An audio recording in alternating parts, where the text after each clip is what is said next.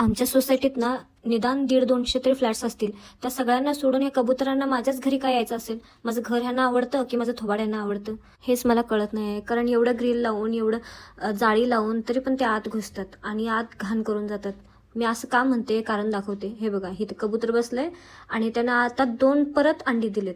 या अंड्यांचं काय करायचं मला तेच कळत नाही. कारण ह्यांना घालवायचं म्हटलं तरी पण मला भीती वाटते. कारण ही अंडी पडली आणि फुटली आणि मेली तर काय करणार?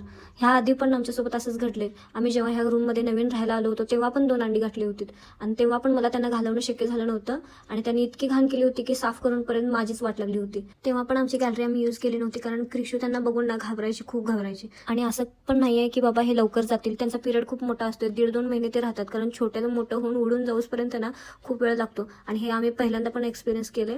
आणि आता परत तेच करायचं म्हटलं तर खूप घाण करतात राहू हे कबूतर.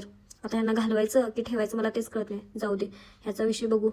आज ना मी माझ्या पिलूच्या फेवरेट डिश म्हणजेच पालक राईस बनवला होता. कारण तिला खूप आवडतो. नॉर्मली तिला भात खायला वगैरे जास्त आवडत नाही, पण पालक राईस ती व्यवस्थित खाते. त्यामुळे मी परत परत बनवत असते.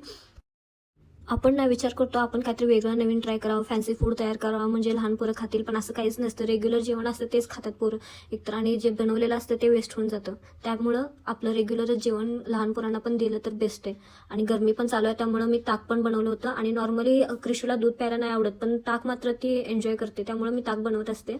आणि तुम्ही पण लहान पोरांना ताक देऊन बघा, ताक चांगलं असतं लहान पोरांना गरमीमध्ये. आज टिफिनचा पत्ताच नव्हता कारण आम्ही उठलोच नव्हतो.